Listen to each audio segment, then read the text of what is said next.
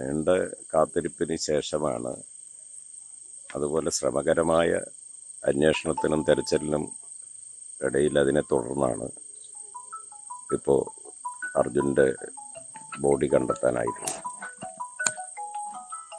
അർജുൻ്റെ വാഹനവും ലോറിയും അതുപോലെ തന്നെ അതിൻ്റെ ക്യാബിനകത്ത് മൃതദേഹവും കണ്ടെടുക്കാൻ കഴിഞ്ഞു എന്നുള്ളത് ആശ്വാസകരമാണ്.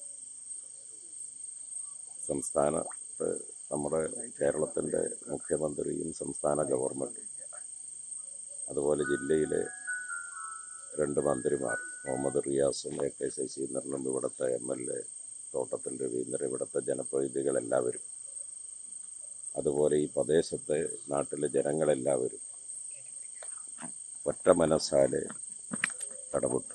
മുഖ്യമന്ത്രി തന്നെ, സംസ്ഥാന മുഖ്യമന്ത്രി തന്നെ ഈ കുടുംബത്തെ ആശ്വസിപ്പിക്കാൻ ഇവിടെ എത്തിച്ചേരുകയുണ്ടായി. വിവരമറിഞ്ഞ ഘട്ടം മുതൽ സംസ്ഥാനത്തെ ഭരണ സംവിധാനം കർണാടക ഗവൺമെൻറ്റുമായി ബന്ധപ്പെട്ടുകൊണ്ട് അർജുൻ്റെ മൃതദേഹം കണ്ടെടുക്കുന്നതിന്, അർജുനെ കണ്ടെത്തുന്നതിന് എല്ലാവിധത്തിലുമുള്ള ഇടപെടൽ നടത്തുകയുണ്ടായി. എല്ലാവരും കൂടിച്ചേർന്ന് നടത്തിയിട്ടുള്ള വലിയൊരു പരിശ്രമത്തിൻ്റെയും അതിനെ തുടർന്നുള്ള തെരച്ചിലിൻ്റെയും ഭാഗമായിട്ടാണ് ഇപ്പോൾ കണ്ടെടുക്കാൻ കഴിഞ്ഞിട്ടുള്ളത്.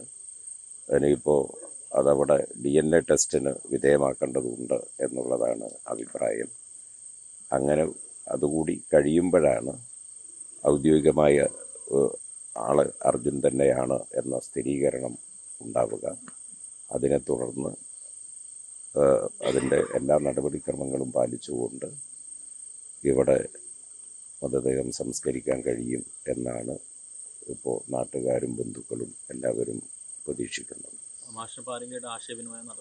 സംസ്ഥാന മന്ത്രിമാരും മുഖ്യമന്ത്രിയുമായിട്ടെല്ലാം ആശയവിനിമയം നടത്തിയിട്ടുണ്ട്. എല്ലാ നിലയിലും അത് ഇവിടെ കുടുംബത്തിൻ്റെ അഭിപ്രായത്തിനനുസരിച്ച് കാര്യങ്ങളെല്ലാം നീക്കുന്നതിൽ സംസ്ഥാന ഗവൺമെൻറ്റും ജില്ലാ ഭരണകൂടവും ഇവിടുത്തെ ജനപ്രതിനിധികളുമെല്ലാം ഈ കുടുംബത്തോടൊപ്പം പൂർണ്ണ മനസ്സാലെ ഇന്നലെ വരെ ഉണ്ടായതുപോലെ തുറന്നുണ്ടാവും.